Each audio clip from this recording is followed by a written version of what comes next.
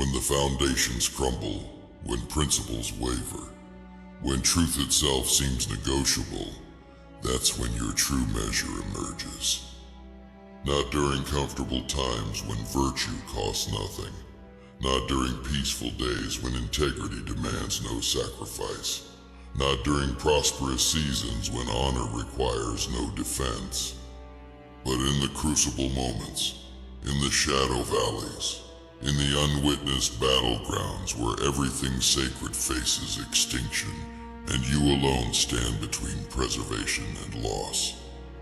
This is about becoming the final standard, the immovable line beyond which corruption cannot advance, the unbreakable pillar when all other supports have collapsed, the unwavering flame when darkness threatens to consume everything of value. Listen carefully, because what I'm about to share isn't found in mainstream conversations about success or fulfillment. It's ancient wisdom, blood-earned and time-tested, about what it means to become the last guardian of what matters when all else surrenders. Throughout human history, civilizations rise and inevitably decay.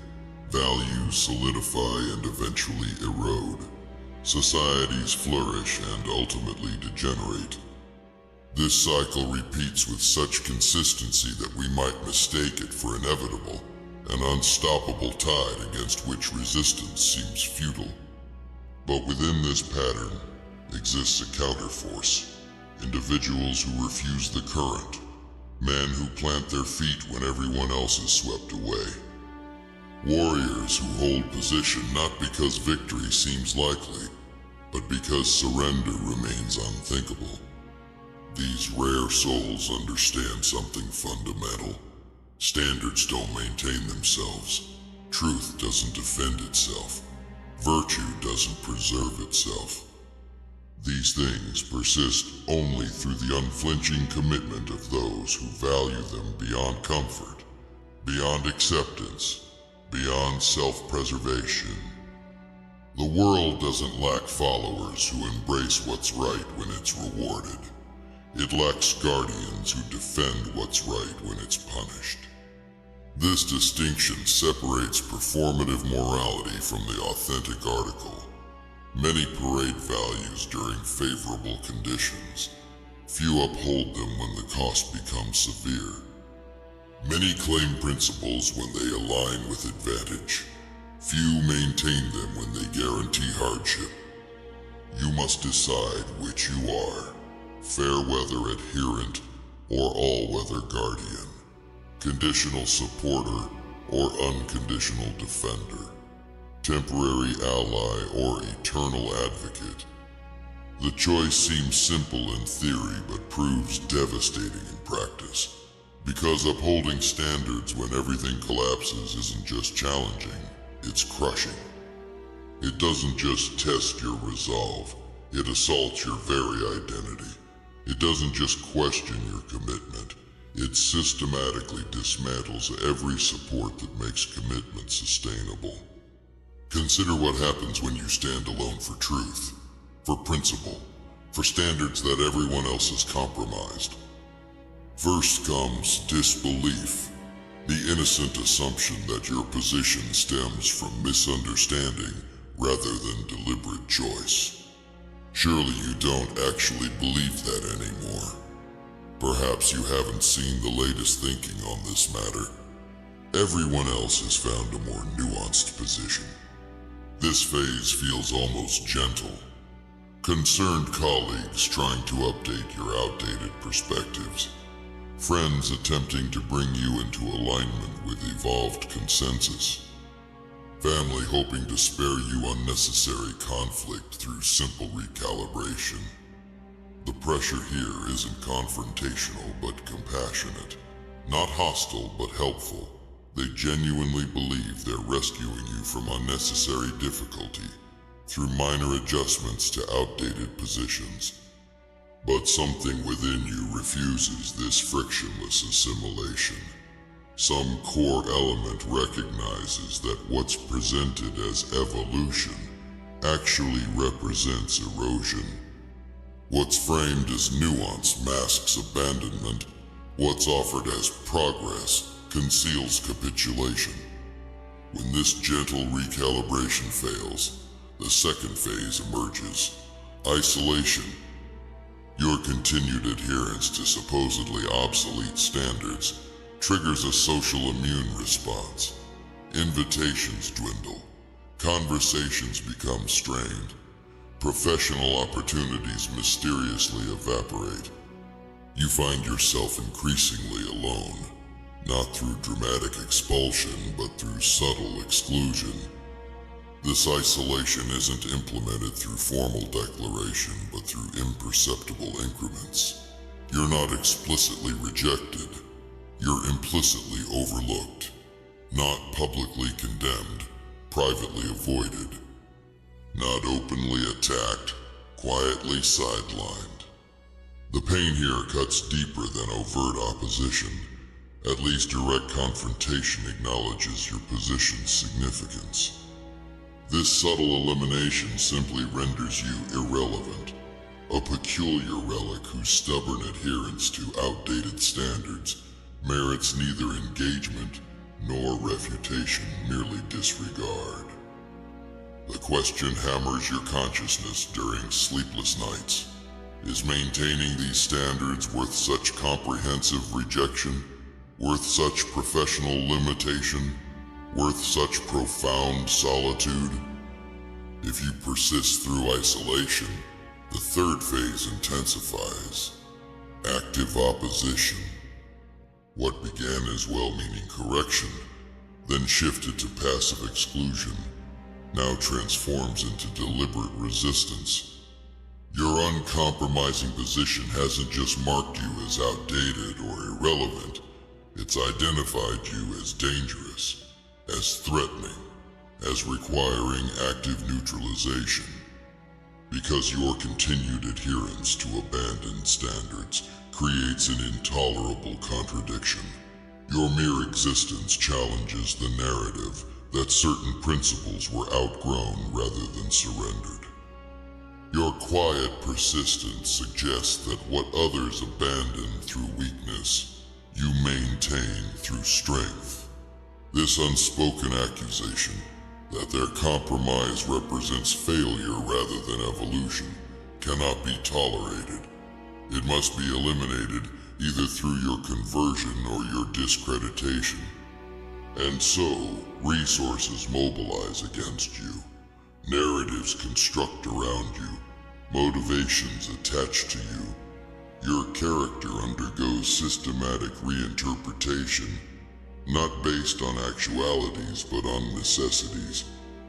You must become villainous to justify the collective's response to your resistance.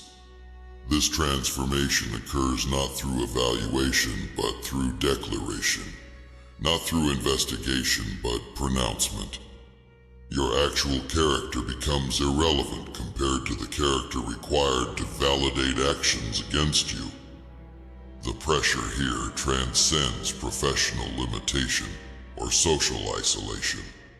It becomes existential, threatening your reputation, your livelihood, your fundamental position within society itself. And still the question persists. Are these standards worth such devastating opposition? Worth such comprehensive deconstruction? Worth such existential threat? If you endure even this phase, the final escalation manifests. Internal warfare. External pressures, regardless of intensity, remain somewhat manageable through various psychological mechanisms. You can contextualize outside opposition, rationalize social rejection, even process active persecution. But when the conflict penetrates your psychological perimeter, when doubt infiltrates your certainty, when weariness erodes your resolve, when isolation corrodes your confidence, you face the most formidable challenge of all. Because now the battle isn't against external forces you can identify, analyze, and counter. It's against internal fragmentation, parts of yourself questioning other parts, memories challenging principles, emotions undermining intellect, exhaustion sabotaging determination. You begin wondering if you've miscalculated, if your certainty was actually arrogance, if your strength has become stubborn inflexibility, if what you interpreted as principled resistance actually represents pathological rigidity. This internal conflict creates unique agony precisely because it's legitimate. These aren't artificial doubts implanted by opposition, but authentic questions emerging from prolonged pressure. Not foreign infiltration, but native uprising. Not external assault, but internal insurrection. And the question evolves from whether these standards deserve defense to whether you remain capable of defending them. Not if they're worth the sacrifice, but if you possess sufficient capacity for continued sacrifice. Not if the principles merit the suffering, but if you can endure further suffering.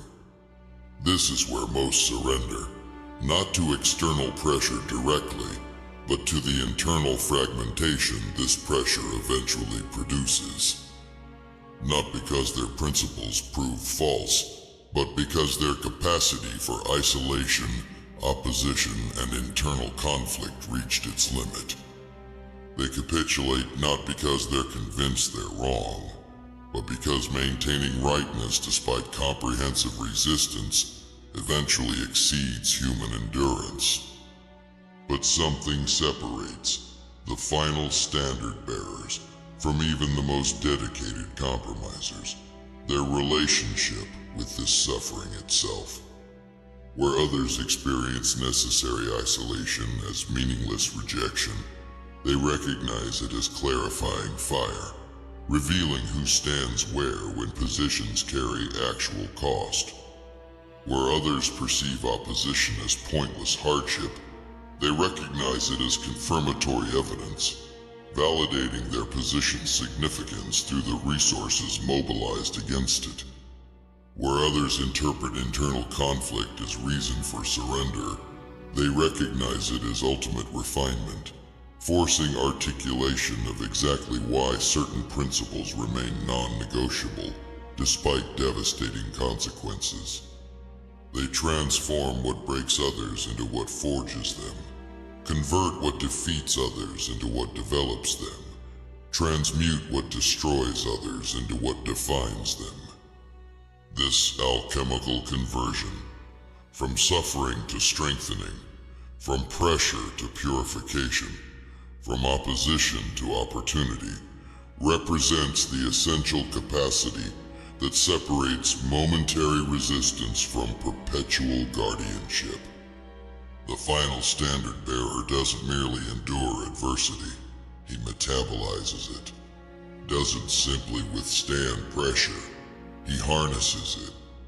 Doesn't just survive opposition, he utilizes it. This fundamentally different relationship with necessary suffering explains why certain individuals maintain standards that everyone else eventually abandons. Not because they suffer less, but because they extract different outcomes from identical suffering. Not because pressure affects them less intensely, but because it affects them differently. Where pressure deforms others, it defines them. Where isolation diminishes others, it distinguishes them. Where opposition destroys others, it develops them. But make no mistake, this capacity isn't inherited but forged, isn't granted but developed, isn't discovered but created, through deliberate exposure to incrementally increasing adversity coupled with systematic meaning-making that converts suffering from purposeless pain to purposeful purification. You become the final standard not through declaration but through demonstration. Not through self-identification, but through systematic development of capacity, that makes sustained resistance possible despite comprehensive opposition. You cultivate physical sovereignty through voluntary hardship that prepares your body for involuntary suffering.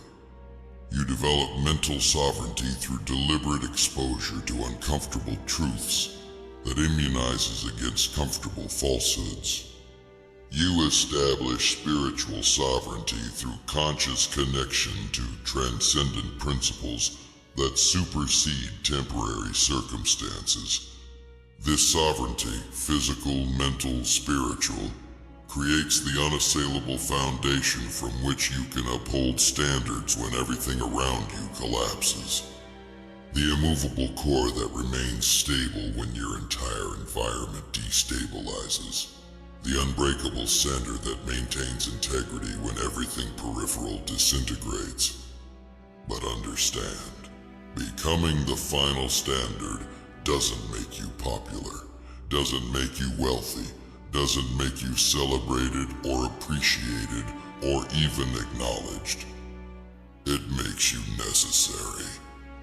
Necessary not because others recognize your value, but because value itself requires defenders to persist. Not because your role receives appreciation, but because without your role, what deserves appreciation would vanish. Not because your function garners recognition, but because without your function, what merits recognition would disappear. This is the paradox of the final standard bearer. The more essential your function becomes, the less visible your contribution appears. The more civilization requires your resistance, the less it acknowledges this requirement. The more society needs guardians of abandoned standards, the less it recognizes these guardians. Because acknowledging your necessity would mean admitting widespread surrender. Recognizing your contribution would require confessing collective compromise. Appreciating your function would mean confronting general capitulation. So you operate without external validation, without social acknowledgement, without collective appreciation. You continue not because your actions receive proper recognition, but because without these actions, what deserves recognition would perish. Civilizations don't disintegrate because enemies grow too strong, but because defenders grow too weak. Truth doesn't vanish because falsehood becomes too persuasive, but because guardians become too scarce. Virtue doesn't disappear because vice becomes too attractive, but because exemplars become too rare. And so the final standard bearer doesn't defend abstract principles, but physical reality. Doesn't preserve theoretical values, but tangible existence. Doesn't uphold conceptual ideals, but concrete civilizational prerequisites. You stand not for personal recognition, but for impersonal necessity. Not for individual acknowledgement, but for collective continuation. Not for temporary advantage, but for perpetual preservation of what makes worthy existence possible. And in this standing, this unflinching, unyielding, uncompromising commitment, you become not just upholder of standards, but embodiment of them. Not just defender of principles, but manifestation of them. Not just guardian of virtues, but personification of them. You transform from maintaining external standards to becoming the standard itself. In a world where principles shift with advantage, you become the immovable principle. In an environment where truth morphs with convenience, you become the unalterable truth. In a society where virtue adapts to consensus, you become the unchanging virtue.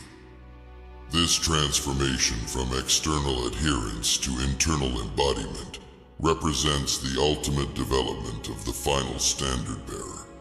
You no longer simply advocate for principles. you manifest them. Don't merely defend standards, you personify them. Don't just uphold values, you incarnate them. And in this embodiment, you achieve what mere advocacy never could. You make the abstract tangible, the theoretical practical, the conceptual concrete. You demonstrate that certain standards remain possible despite overwhelming pressure for compromise, that certain principles persist despite comprehensive incentives for abandonment, that certain virtues endure despite systemic rewards for surrender. Your existence becomes the unanswerable argument for what others claim impossible. Your persistence becomes the undeniable evidence against inevitable compromise.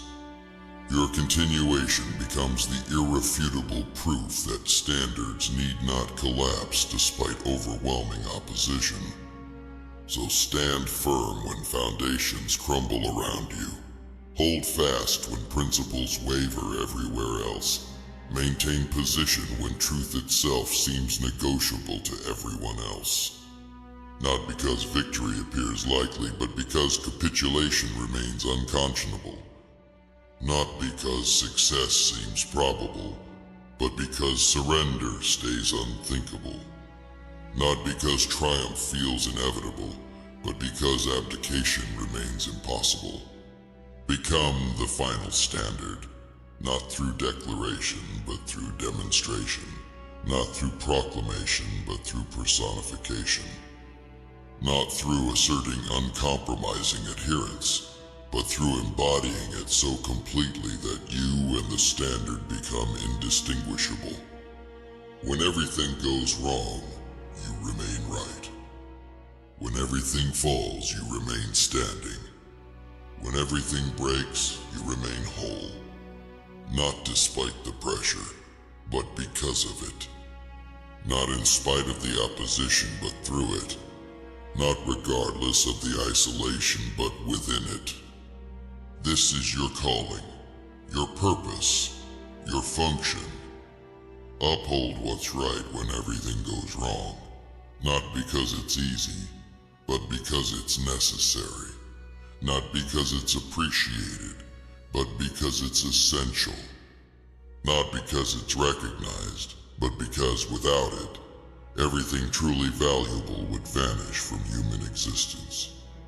Become the final standard. The last pillar standing when all others have collapsed. The final light shining when all others have dimmed. The ultimate guardian remaining when all others have surrendered. The world may never thank you, may never acknowledge you, may never even recognize what you've preserved through your unflinching commitment. But you'll know.